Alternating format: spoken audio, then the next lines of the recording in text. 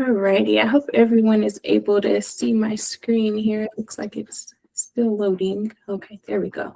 But good morning, everyone. This is another DOH ESG office hours. Today's June 28th, and I am Aaliyah Martin. I'm an ESG grant manager, and I work with the NDHI in Northern Colorado COC. If we could just start off by everyone entering their name into the chat box along with your organization. I like to go back and keep track of who's attending these. And then also, if you have any questions, you can feel free to send those over via email if we don't end up answering your questions at the end and something comes up, or also throughout the recording presentation too. I can't see who's entering things inside of the chat box while I'm presenting, but I can get to those questions at the end if you do send anything over. And like I mentioned previously, this is going to be recorded, and the slide deck will be posted on the DOH ESG website. So today we kind of did this presentation a couple of months ago where we went over monitoring and risk assessment, but we've had a couple of updates and we're actually going through the monitoring process right now. So I thought it would be a good time to kind of go back and revisit and kind of recap some of these things. So that's what we'll be doing today, just discussing why we do monitoring, who gets monitored, and then I have a general monitoring timeline that's been more solidified, as well as the risk assessment, and then a couple of reminders and updates for you all. And then we'll have time for questions and answers at the end. So ESG and ESGCV monitoring overview. So the Department of Housing conducts monitoring towards the end of the grant cycle in two primary ways, one being full monitoring and the other being a partial monitoring. Both of these ways help to assess the ESG funded organization's grant management and their oversight. Different things that are being monitored during this process include the organization's financial management, the different services that are being provided, programming and eligibility, coordination. For example, is the organization using coordinated entry? How involved are they in that? Any data requirements, the different facility operations, and if they're in compliance with that. And there's other requirements as well. But each of these types of monitoring requires a written notification and an advance notice from your grant manager, as well as the ESG program manager, which will include a list of items or topics that will be reviewed and other instructions on the monitoring process. So a couple of you might have received that email from Whitney, our new program manager, and you might have received a follow-up from your grant manager too. So for full monitoring, that's an on-site review of documentation and other programmatic and administrative materials to help ensure compliance within written standards, as well as with OHI and HUD's requirements. But since COVID has really presented unprecedented circumstances, we were conducting full monitors virtually, but this year we've decided to return to on-site visits. Partial monitoring, that takes place during a virtual examination of documents and a self-certification questionnaire that would need to be signed and notarized by the ESG funded organization. But your grant manager would let you know what type of monitoring would be taking place, and if any at all. Monitoring timelines. So for grantees who received regular ESG funding, monitoring happens once per year around the months of June or July, but you'll be made aware of when monitoring is actually going to take place with your organization by your grant manager. And for ESGCV monitoring, since that's not really associated with a yearly timeline like regular ESG is, you'll just receive more information on how that monitoring process will look and when it will be conducted in the near future. Different outcomes of monitoring. So if a subrecipient's ESG program is found to have any programmatic or administrative deficiencies during any monitoring that was previously mentioned during the full or partial, a grant manager will develop a performance improvement plan. We call this a PIP, and that's completed in collaboration with the subrecipient. The PIPs are really designed to provide a more formal and collaborative process for agencies to access technical assistance from the grant manager, and also to help ensure programs are aligned with all ESG requirements and to help improve the overall performance of the ESG funded programs. So in order for us to create a PIP, your grant manager will schedule a one-on-one meeting to discuss outcomes from the monitoring and create measurable goals with the staff, the agency staff. And the PIP will be in place until all the identified goals have been met. Progress will be reported through quarterly reports, and you'll have an opportunity for agencies to discuss with their grant manager what challenges or successes a program has faced, including an opportunity for agencies to also request technical assistance to help meet their goals. When it's found appropriate, the PIP goal forms and quarterly reporting forms may be provided to those reviewing applications for ESG renewal funds. So when that NOFA goes out, we might refer back to PIP if you have been placed on one of those. And this will really just help to ensure that program improvements are included in the review discussions to ensure that ESG funds are being used effectively. Okay, and then we have risk assessment. So DOH, we monitor ESG funded products based on their perceived risk. So those risks include, but also are not limited to, not having been monitored at least once during the 3-year period, not having an on-site monitor completed in the last 5 years, evidence from pay requests that the agency is not obligating or spending funds down in a timely manner, being a new grantee or performing a new ESG component that you were not previously performing, evidence based on complaints or visual inspection that the grantee is not providing adequate shelter that really conforms with the requirements, or they're not performing the funded activities in an appropriate manner. And then if you have consistent staff turnover or organizational restructuring or other changes within the ESG programming, that's something that can be noted on the risk assessment as well. So we did create a risk assessment tool, which is really helpful, and it's located on the DOH ESG website under the toolbox, and I highly recommend that all grantees take a look at this. It's also hyperlinked in this presentation that will also be included on the website. But the risk assessment is scored on a scale of low, medium, and high risk in the areas of grant management, financial management, monitoring and compliance, shelters and facilities for those receiving emergency shelter funding, and for fiscal agents. So take a look at the risk assessment tool so you can determine any deficiencies your organization might be facing prior to actually being monitored and prior to a risk assessment being completed by your organization.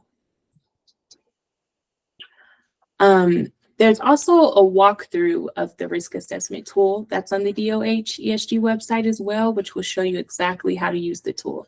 But just to highlight some important and helpful areas for you all to know, grant managers will complete the form based on your organization's performance through the last grant year. So for example, right now we are doing monitoring right now based on the risk assessments for those who received funding for ESG 21.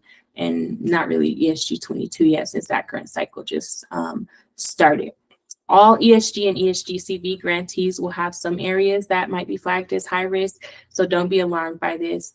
It would be due to not being monitored with updated DOH monitoring standards in the last 5 years, or not being monitored on site within the last 5 years due to COVID restrictions on traveling.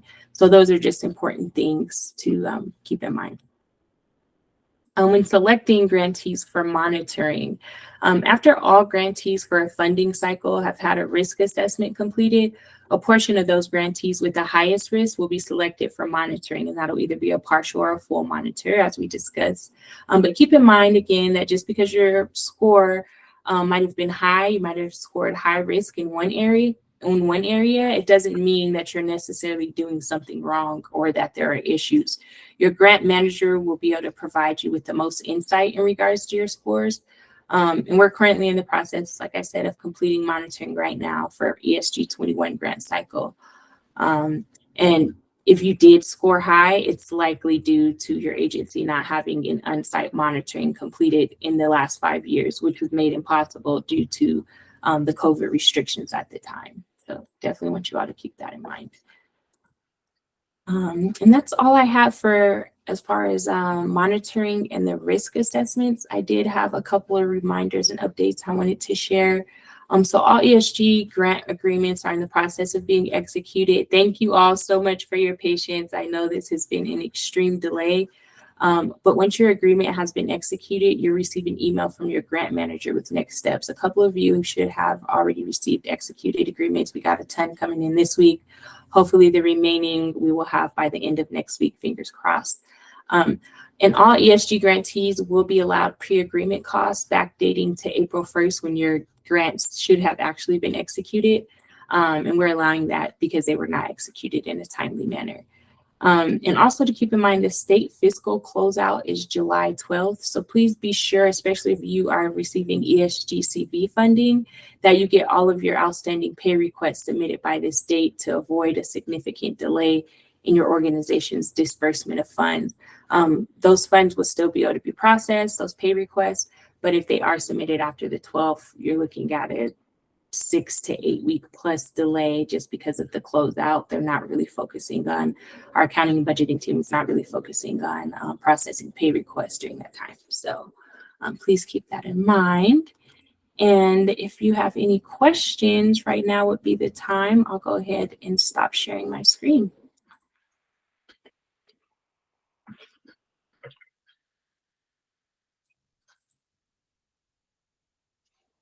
All right, do we have any questions? No. And again, yeah, this recording will be saved on the DOH website. Typically, our DOH office hours do take place on the third Wednesday of every month at 9 o'clock a.m. I had to push it to the fourth Wednesday this month just due to my schedule. But we'll be back on track next month. So stay tuned. What was the question, but it's not related to the presentation? Yes. So we here at our organization, we're wondering if we can use ESG again for a person we pay security deposit for. You're wondering if you could use ESG for, can you repeat that? To pay for a security deposit 2 times. Like say we pay for a security deposit 1 time through ESG, and then a person comes back and they're asking for security deposit again. Can we do that using ESG? That should be fine, but what organization are you with? I'm with Mana Soup Kitchen. Mana Soup Kitchen. I think you are. Olivia's under her grantee. That should be fine, but let me look into it and then I can have her follow back up with you just to be sure. I don't have too many client organizations who receive rapid rehousing, so I don't want to give you the incorrect information offhand right now. But I'll have Olivia follow back up with you on that, okay? Okay. All right. Thank you. Appreciate it. Yes. Aaliyah? Yes. This is Kelly Urban from the Springs Rescue Mission. Hello. Hello. Our contract was executed, I believe, the last couple of days. We're getting ready to close out our fiscal year now at the end of June, which is in a couple of days. So is there going to be an issue if we don't begin utilizing the funds and we didn't go back to April and we start in July instead? Because there's a lot of processes that are requiring our closeout for our fiscal year. Yeah, So- no, you're not, that's not going to be an issue, especially because the grants were so late getting executed. That's mainly towards ESGCV. But if you do have any payments that you can get submitted before the 12th, I would just encourage you to do so. Okay. All right. Thank you. That payment, yes. Mhm. Were there any additional questions? Were you all able to hear me during the presentation? I just got a note that someone couldn't hear me. So was everyone else able to hear the presentation while I was speaking? Okay. Yep. So, Yes. okay, perfect. And just to clarify for our neighborly reports, if for the new grant cycle, we will count the whole quarter, correct? Correct. Yes. Okay. Yes. Correct. And yeah, you guys will submit those on Neighborly. When you're uploading those CAPER reports too, please make sure it's the actual report that you're uploading. We have came into some issues recently where people are not submitting actual reports and they're submitting other documentation. And then if you could make sure it's uploaded as a PDF and not as a zip file as well. So Aaliyah, I have an additional question then. If if we don't have, if we've already made some other arrangements for the payments for June and we didn't pull down anything since our contract was executed late, will we still be required to submit the CAPER reports? We won't have any fiscal information. Yeah. So if you don't have any funds because you didn't have the money, you guys used outside sources, that's fine. Just submit what you have. And if that was nothing, then it would just be like a zero balance. But Okay, but we'll still upload CAPER reports? Yes. Okay. Thank you. Yes. No problem. Anyone else have any additional questions? Ella? Aaliyah, yes. Hi. Aaliyah, I'm sorry, Aaliyah. It's okay. This is Tim from Echo Shelter. Looking forward, what do you think the timing is on the next NOFA for, what would that be, ESG 23? Yes. So typically we like to start that process like around October, November. And then applications usually open up December, January. So, or with a review of those. So we'll definitely have more information about that. I'd say around September, but usually in the fall time is when you can expect. Yeah, I seem to remember usually the NOFA comes out August, September, and then the applications due sometime in October. Yeah, usually October or November. Yeah. But yeah, we will have more information about that as well. We'll send out a blast email, so you'll definitely be made aware. All right. Any additional questions? I know a couple of you might have gotten information on supplemental funding too. There might have been a request for additional documentation on that if you did receive supplemental funding, but you should know what you need to be submitting and how much you've been awarded as well. But just wanted to make sure no one had any questions on that.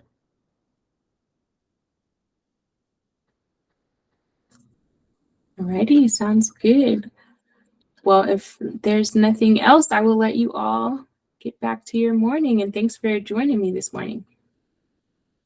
You guys have a great day. Thank you. You as well. Thank you. Bye-bye. Thank you.